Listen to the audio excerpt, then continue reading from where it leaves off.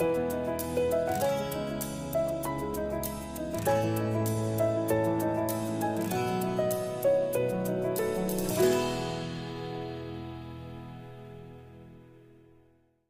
में मेरे प्यारे भाई और बहनों, आप सबको शांति मिले। पवित्र बाइबल से आज का मनन चिंतन का विषय है रोगियों का स्वास्थ्य लाभ और रोटियों का चमत्कार। इसका विवरण हम संत मत्ती के अनुसार सुसमाचार अध्याय 15 पद संख्या 29 से 37 तक में पाते हैं। आइए हम बड़े भक्ति से प्रभु का वचन सुने। यीशु वहां से चले गए और गलीलिया के समुद्र के तट पर पहुंचकर एक पहाड़ी पर चढ़े और वहां बैठ गए। भीड़ की भीड़ उनके पास आने लगी। वे लंगड़े, लूले, अंधे, गूंगे और बहुत से दूसरे रोगियों को भी अपने साथ लाकर यीशु के चरणों में रख देते और यीशु उन्हें चंगा करते थे। गूंगे बोलते हैं, लूले भले चंगे हो रहे हैं, लंगड़े चलते और अंधे देखते हैं। लोग यह देखकर बड़े अचंभे में पड़ गए और उन्होंने इज़राइल के ईश्वर की स्तुति की।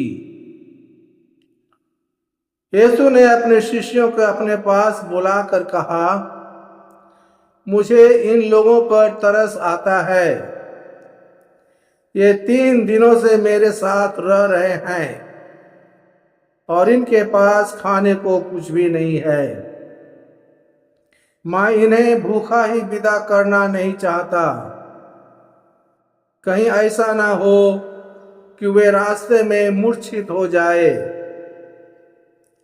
शिष्यों ने उनसे कहा, इस निर्जन स्थान में हमें इतनी रोटियां कहां से मिलेगी कि इतनी बड़ी भीड़ को खिला सके? यीशु ने उनसे पूछा, तुम्हारे पास कितनी रोटियां हैं? उन्होंने कहा, 7 और छोटी मछलियां भी। यीशु ने लोगों को भूमि पर बैठने का आदेश दिया और वे 7 रोटियां और मछलियों को लेकर उन्होंने धन्यवाद की प्रार्थना पढ़ी और वे रोटियां तोड़कर शिष्यों को देते गए और शिष्य लोगों को। सबों ने खाया और खाकर तृप्त हो गए और बचे टुकड़ों से 7 टोकरे भर गए। यह प्रभु का सुसमाचार है। क्रिस्त की जय। क्रिस्त में मेरे प्यारे भाई और बहनों, हम सबसे पहले ईश्वर को धन्यवाद दें उनकी कृपा दानों के लिए, हमारे इस जीवन के लिए, और जो कुछ भी हम अपने जीवन में उनसे पाए हैं, जो कुछ भी हम अपने मन में आशा रखते हैं, वह सब कुछ के लिए हम ईश्वर को धन्यवाद दें। आज के सुसमाचार में हमने 2 रकम का चमत्कार के बारे में सुना है। पहला, यीशु सभी प्रकार के रोगियों को चंगा करते हैं। लोग, भीड़ के भीड़ उनके चारों तरफ उमड़ती है और जिनके जिनके अपने संगे संबंधी है, बीमार है, जितने प्रकार की बीमारी से पीड़ित हैं, वे सबको यीशु के चरणों में लोग लाते हैं और यीशु में विश्वास करते हुए कि यीशु उनको चंगा करेगा, और यीशु उन सबको चंगा करते हैं। यह सब देखकर कि कैसे लंगड़े चलते हैं, अंधे देखते हैं, गूंगे बोलते हैं, जिनको लकवा मारा वह सब स्वस्थ हो जाते हैं, जिनको दूतग्रस्त ने घेर लिया वे सब चंगे हो जाते हैं, इत्यादि इत्यादि। सब रोग से यीशु ने सबको चंगा किया और सबको यह देख करके ईश्वर की स्तुति करते हैं, ईश्वर की वंदना करते हैं, ईश्वर को धन्यवाद देते हैं। ख्रिस्त में मेरे प्यारे भाई बहनों, शारीरिक बीमारी से यीशु हम लोगों को छुटकारा देते हैं, क्योंकि हमारा विश्वास यीशु के प्रति, जब हमारा विश्वास यीशु के प्रति है तो यीशु का शक्ति जब हमारे विश्वास से मिलता है तो वह एक फल उत्पन्न करता है। हमने जो कुछ अपने मन में चाहा है वह सब प्रभु अपनी शक्ति से हमारे जीवन में पूरा करता है और हम खुश होते हैं, आनंदित होते हैं और ईश्वर को हम धन्यवाद देते हैं। दूसरा रकम का चमत्कार हमने देखा, यीशु इन सब लोगों को 3 दिनों तक अपने साथ देख रहे हैं और वे सब के पास खाने को नहीं है।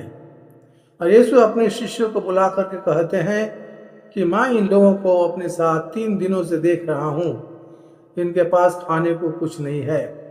यदि मैं इन लोगों को ऐसे भेज दूँ तो वे रास्ते में मूर्छित हो जाएंगे। ये ख्याल, यीशु जो ख्याल, जो लोगों के प्रति उनका जो प्यार है और उसके बारे में यीशु कैसे सोचते हैं कि उनको खाना नहीं है, उनको खाना चाहिए और यह उचित है कि प्रभु के पास ये लोग सब आए तो प्रभु इनको खाना दे। और प्रभु ऐसा सोचते हुए अपने शिष्यों से पूछते हैं, तुम्हारे पास कितनी रोटियां हैं?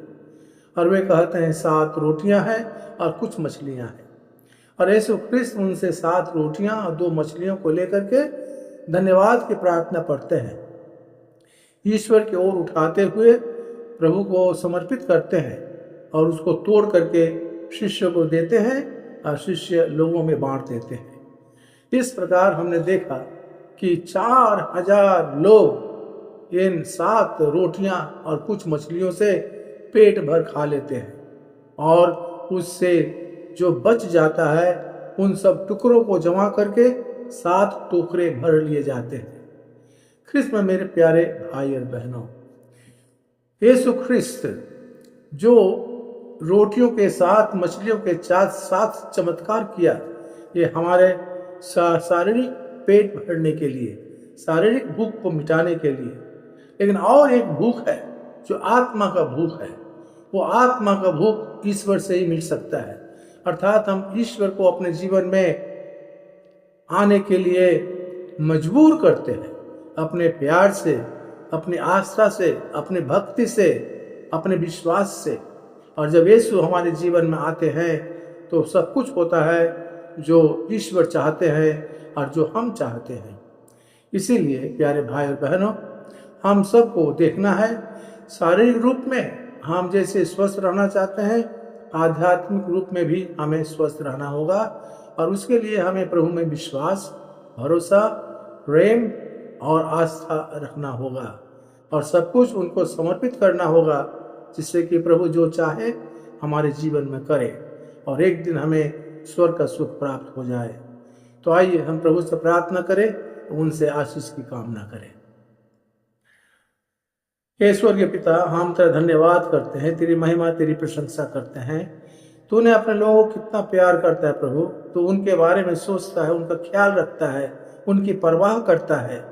हे ईश्वर के पिता, तू अपने पुत्र यीशु के द्वारा हमारे जीवन में जो स्वर्गीय दान प्रदान किया है, उन सब के लिए हम तेरा धन्यवाद करते हैं, क्योंकि यीशु के प्रेम में हम जीना चाहते हैं, यीशु के प्रेम में ही हम मरना चाहते हैं और एक दिन तेरे साथ स्वर्ग में अनंत जीवन प्राप्त करना चाहते हैं। हमारी प्रार्थना सुन प्रभु और अपनी कृपा से हमारी आत्मा को भर दे। हम यह प्रार्थना करते हैं तेरे पुत्र हमारे प्रभु ख्रिस्त के द्वारा, आमीन। माथा झुकाकर प्रभु का आशीर्वाद ग्रहण कीजिए। प्रभु आप लोगों के साथ हो और आपके साथ भी सर्वशक्तिमान ईश्वर पिता और पुत्र और पवित्रात्मा का आशीर्वाद आप सब पर उतरे और सदा बनी रहे, आमीन। आप सबको जय यीशु।